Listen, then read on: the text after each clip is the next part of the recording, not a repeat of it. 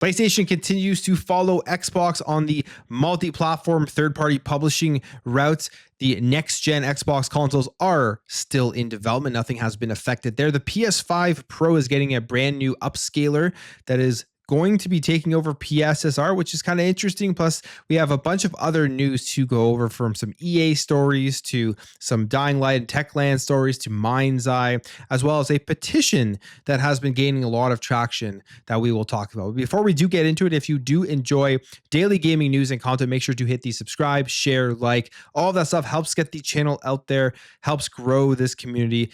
Really appreciate it. But for now, let's jump into it.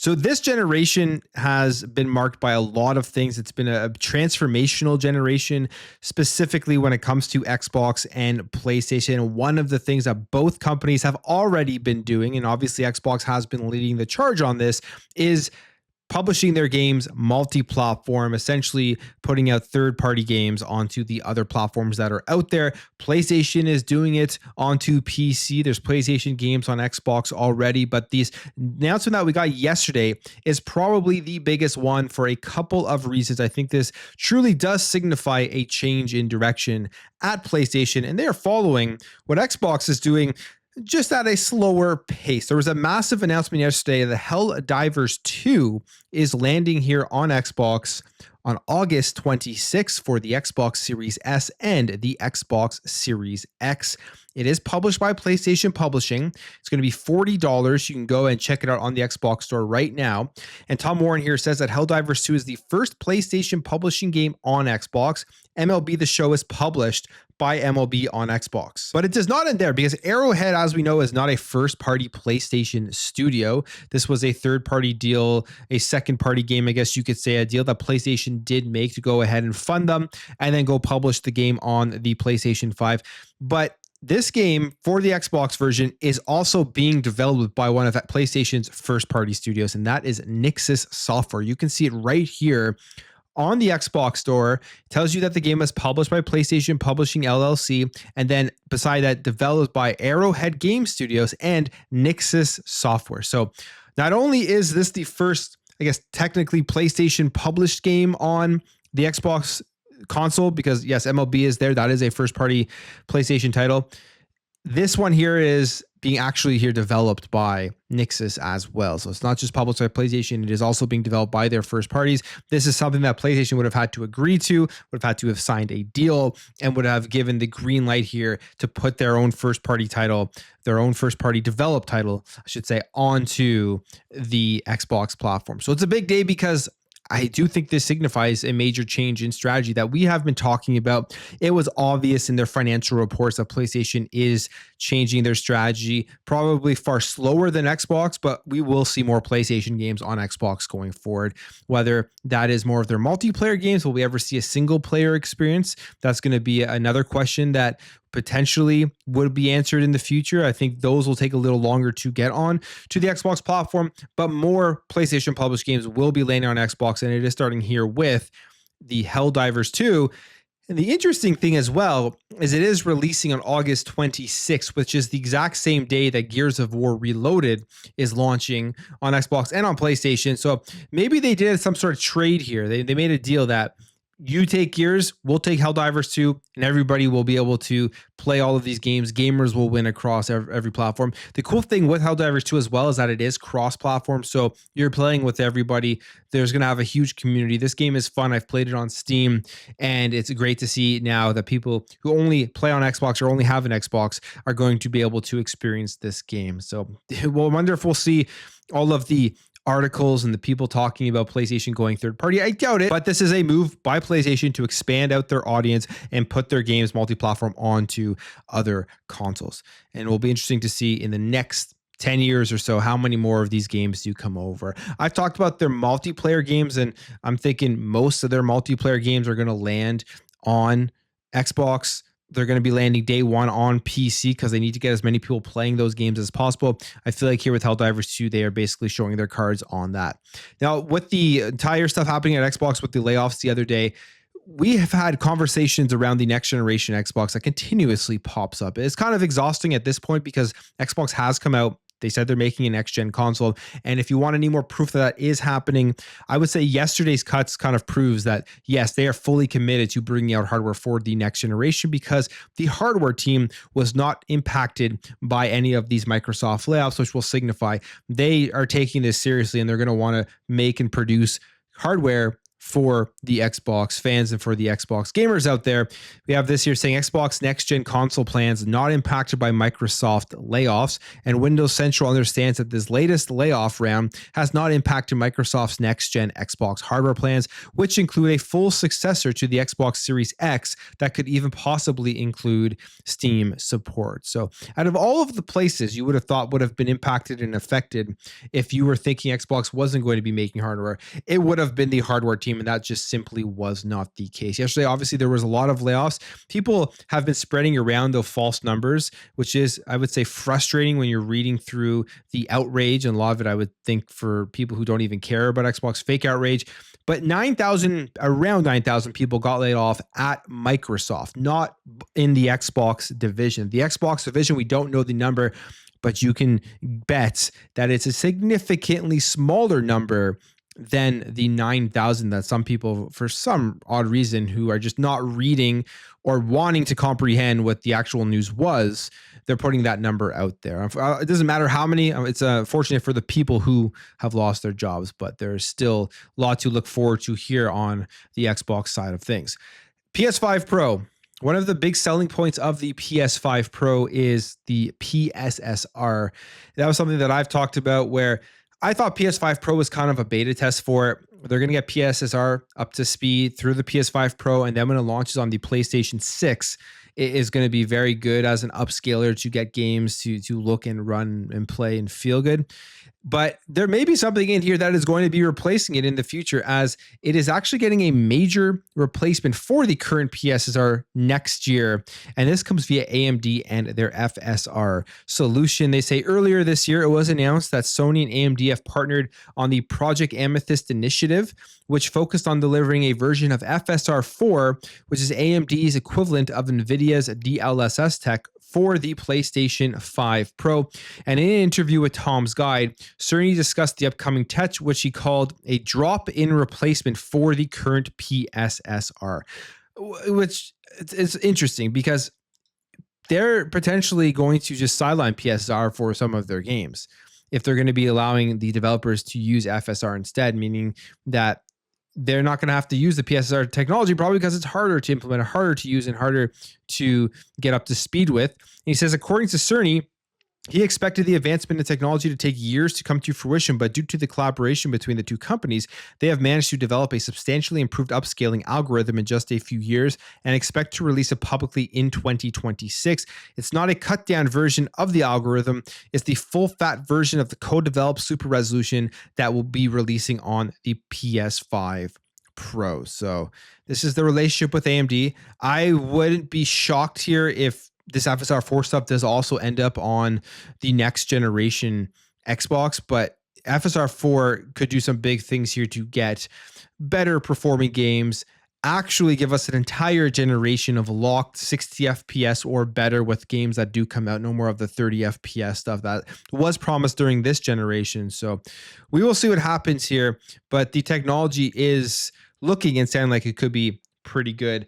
And if they're just replacing PSSR, then the PS5 Pro is basically sold on nothing, because that was the main selling point, the PSSR, to go in there and upscale games. I mean, the actual jump in power from PS5 Pro, from the PS5, or I should say, to the PS5 Pro, from the Xbox Series X to the PS5 Pro, very minimal. And you don't see that just naturally pushing games forward, but it is the upscaling stuff that is helping with games to look better. Although PSSR has had its issues in the first little while that the PS5 Pro has been out. One of the things when it comes to video games is game preservation. There is a petition going around. This is a good one. And this is called the Stop Killing Games petition. It has hit over 800,000 signatures and it continues to grow. I think even like PewDiePie and stuff has promoted this petition. But the campaign was created by Ross Scott, and it aims to challenge the legality of publishers ending support for games that customers have already purchased. And it states that an increasing number of video games are sold as goods with no expiration date, but are designed to be unplayable as soon as support from the publisher ends, arguing that the practice is a form of planned obsolescence and is not only detrimental to customers, but makes preservation effectively impossible. Furthermore, the legality of this practice is largely untested in many countries. So there's over 800,000. I think I also read maybe now there's like over 900,000 signatures on this petition, just basically to stop getting games sold that will eventually die, that you will not be able to play anymore. We've seen that happen with multiple titles out there.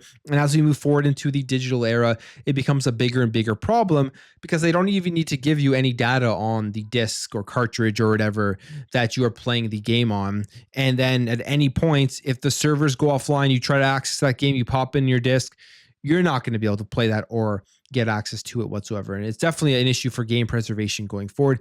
A game that is also going to be a part of this is Anthem. These servers are going to be shut down in January. This was a major bet by EA that just did not take off, a looter shooter that if you actually go in and play it, it has some great mechanics, like the flying around, the Iron Man style of gameplay is fun. The game just did not take off. The servers for Anthem are going to be shut down in January, and EA put this out here. They say the decision brings to an end a game that released in February of 2019, and it means that the game will still be playable online for the next 180 plus days. But as of today, you can no longer purchase in-game premium currency, but you can still use your remaining balance until the servers go offline. They go on there and say they appreciate the people's dedication. So it will be ending January 12th, 2026. If you've never played the game and you want to check it out, see what it was all about, and maybe see why it potentially failed, now would be the time to get into it, as it will be going offline. Another game that was an absolute failure, but not a surprise or a shock, was Mindseye. Game concept looked cool. There was hype around it because it had people who worked on GTA who were making the game, but it was not ready. And it came out so many bad reviews. You saw so many videos. This game absolutely needs to be delayed for a long time. This wasn't something that like an extra month or two could fix. This was a game that needed to be delayed for a while. Game failed, and it's just an unfortunate event here. And now because of this, Build a Rocket Boy, the team behind Mindseye, is facing mass layoffs at the company. They say here that Build a Rocket Boy has been in a very shaky position since Mindseye was released on June 10th, becoming the worst rated game of 2025 and generating a miserable sentiment in almost every review. And with all of this into account, they're going to social media to stress that they're facing redundancy and that their roles are at risk from imminent layoffs across the company. So sad for the people that were there. But again, this news is not shocking. The game failed. It was not ready. And in today's day and age, with all the money that goes into developing these games, you really can't have a miss on your first release. And that's an issue because it stops potential future games that could be very good with lots of different creative ideas if they were just given a chance to grow, never actually be able to come to fruition, because if you don't hit it out of the park instantly, you usually don't get another chance. And one of the things with Mindseye and Build a Rocket Boy, Leslie Benzies has basically blamed everybody but himself or his studio for the failure of this game. And they're actually going to be trying to still relaunch this game, as he is blaming saboteurs for the failure of Mindseye. And this isn't the first time he's blamed people for this game not doing well.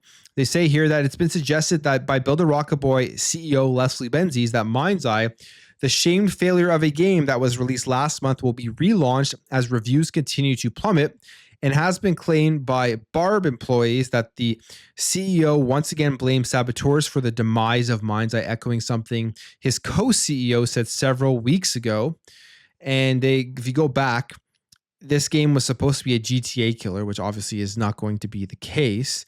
But they say here that Benzies finally addressed staff following the release of Mindseye in a brief video call on July 2nd. According to two people present who asked not to be named in order to protect their careers, Benzies insisted that Build a Rocket Boy would bounce back and relaunch Mindseye, blaming the studio and the game struggles on internal and external saboteurs, among other things. So basically just saying, yeah, it's not his fault. It's not the management's fault. It's everyone else's fault as to why this game did fail, which clearly is not the case. So the game was not ready. It wasn't even close to being ready to come out. They didn't deliver on a lot of their promises. This game should have been delayed until a lot of the bugs were worked out, until the open world was ready to go. And then I think it would have had a pretty decent chance of being relatively successful, where you wouldn't have the insane amount of negative reviews that have brought it down, but for good reason. And next up here, we have Dying Light developer Techland. They have canceled 2 upcoming games and have shifted over to making a Call of Juarez game. So if you're a fan of that series, that may be exciting for you, but they've canceled 2 games and one of them actually sound pretty good. Here is the story with the games that have been canceled. We don't really know which ones exactly they are, but one of them potentially was a fantasy action RPG, which they revealed in May of 2022. And the game was internally known as Project Cornerstone. And they say it took heavy inspiration from the Star Wars universe, despite not being a Star Wars IP. And we don't know why it was canceled, but Insider Gaming did reach out to Techland, who came back with a statement, and they say game development is never a straight line and sometimes fresh approaches are necessary to make great games. What's important here is that none of the reported changes have resulted in staff reductions. Developers were moved to other projects and are working on a number of games in our pipeline. Primary focus right now is to release Dying Light the Beast for PC, PS5, and the Series X and S. After the launch of Dying Light the Beast, we will share more about the future titles in due time. So 2 canceled games. One of them was a Star Wars style of RPG, which sounds like that would have been very cool to see. And now it looks like they are moving on to Call of the Juarez. But cancels games, layoffs, studio closures. This has happened across the entire industry now for 2+ years. I almost say that on a weekly basis because I talk about all the layoffs that do happen on this channel. If you go back to the weekly stuff, it's always happening, and it isn't just plaguing one industry or one studio in the industry or one developer. It is plaguing the entire gaming industry as a whole. And it's an unfortunate thing here. All right, let's talk about Capcom, and there's some more interesting information here on the sales of games and why companies are moving more multi-platform and putting their games onto other platforms. Capcom put up some of their recent revenue generated by Steam and PlayStation, and they can show here that Steam grew by 61.1%, which accounts for 31.1% of Capcom's total revenue, and PlayStation sales decreased previous fiscal year accounted for 10.5% of the total revenue, and 28 million games were sold on Steam. We don't really have any data here for Switch or Xbox. So if you're wondering why more companies, including PlayStation themselves, are going to PC and putting their games on Steam, it's because there is a very untapped amount of potential gamers and market on the PC platform that is growing, where it's not growing on the console. More people are moving over to PC. It's become easier to game on PC. You can get in as well for many different prices depending on the build that you do have. So not putting your game on PC in today's day and age is basically just shooting yourself right in the foot.